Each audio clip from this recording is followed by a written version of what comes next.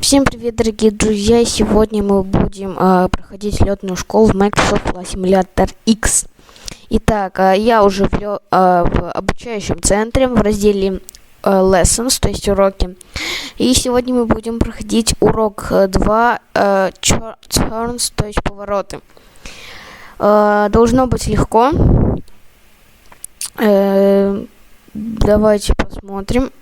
Это рассказ, как самолеты поворачивают.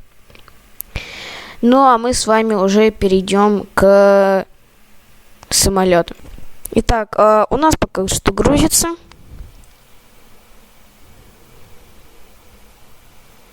Вы можете поставить лайк, написать комментарий и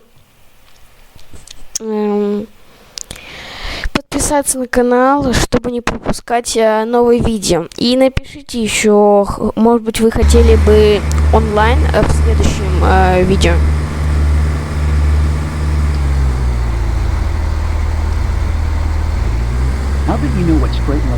Сейчас самолет управляет роб.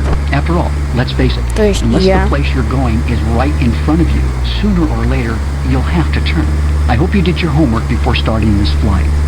Once again, we're in the Cessna 172 SP in this beautiful Puget Sound region of western Washington.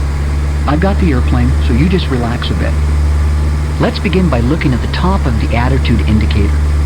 Do you see the orange corner pointing directly above the thick white line at the top of the indicator? This means our wings are level, which agrees with the position of the miniature airplane. The arrow on top points to the bank angle. The bank angle is the angle our wings make relative to the horizon. The three short lines on either side of the fat one represent the bank in increments of 10 degrees. In other words, 10, 20, and 30 degrees of bank. The two short lines way past the 30-degree mark and the horizon are the 60 and 90-degree bank lines. You won't bank that far, though. Now check the heading indicator. That's the one right below the attitude indicator with all the numbers on it. It looks like a roulette wheel with an airplane in the middle. See how it shows W at the top of the dial? That means we're on a heading west or 270 degrees. We call it 270 because we get paid by the syllable, and that's the way it's said in aviation. Each big mark on the heading indicator represents 10 degrees of turn, and each small mark represents 5 degrees. North is 0. And it's also called 360. East is 090. We put the leading 0 on to prevent confusion. And south is 180. Watch me make a turn to 090 degrees. That's the E on the heading indicator. And we should check for traffic before we turn. No, I don't mean automobile traffic either. There are no cars up here. I'm speaking specifically of airplane traffic. We don't want to run into another simulator up here on this lesson. As the airplane banks, the wings of the airplane bank with it, and the arrow at the top points to our bank angle. We normally use 20 degrees of bank to turn. There are a lot of good reasons for this, but the most important one right now is because I say so. Some of the wings lift is being used to turn the airplane, so I'll have to pull back slightly on the joystick to compensate. How much should I pull back? Just enough so that the needles in the altimeter and the VSI don't move. Of course, the higher the bank angle we use, the more we'll have to pull back. As we approach our desired heading, we start to roll the wings level and release the back pressure we've been holding. We have to start a rollout before we get to the heading, or else we'll shoot past it and have to turn back, and all the birds will laugh at us. The higher the bank angle, the sooner we have to start our rollout. With a 20-degree bank, we need to start about 20 degrees before our heading. If we try and roll out at the last minute, we could roll out too fast, and some of our passengers may bump their heads against the window, and that always makes them cranky. In your car, if you make small, smooth changes to the steering wheel, you'll get smooth turns and happy passengers. If you make sudden, abrupt changes, you'll get squealing tires and higher insurance rates. In an airplane, if you make large, abrupt changes with the controls, you'll get unhappy passengers and possibly a bent airplane. Now, if you really feel the need to yank and bank, then get Microsoft Combat Flight Simulator. As long as I'm here with you, however, let's just keep to small, gentle inputs. Now, I want you to make a turn to the left. I'm going to handle the altitude and throttle. Говорит, повернуть направо на 20 degrees bank. When the bank angle reaches 20 degrees, let the stick return to center or, if necessary, deflect it as necessary to maintain this bank angle. Gently make tiny changes left and right to hold the bank at 20 degrees.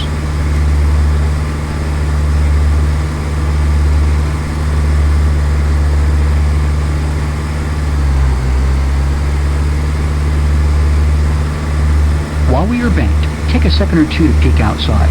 It's real pretty in this part of the country. Remember to always keep your primary attention on the attitude indicator. Notice how the horizon line makes the same angle with the panel as the horizon line makes with the miniature airplane in the attitude indicator. One of the primary reasons we have an attitude indicator is so that we know how we are banked and pitched if we accidentally wander into a cloud and we can't see outside. Вроде. Let's roll back into straight and level flight.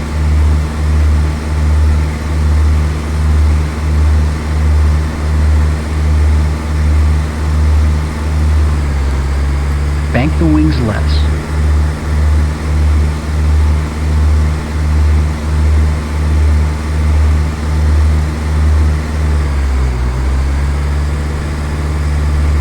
I want you to turn right and use a 10-degree bank angle. И повернуть направо на 10 degree bank.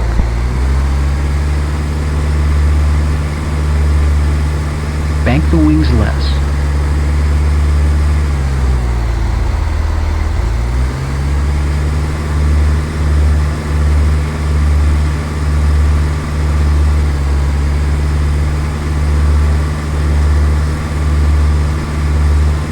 Notice how the heading changes. The bank angle determines the rate of turn. A small bank angle gives us a small turn rate. A large bank angle gives us a larger turn rate. Bank the wings less. Bank the wings more.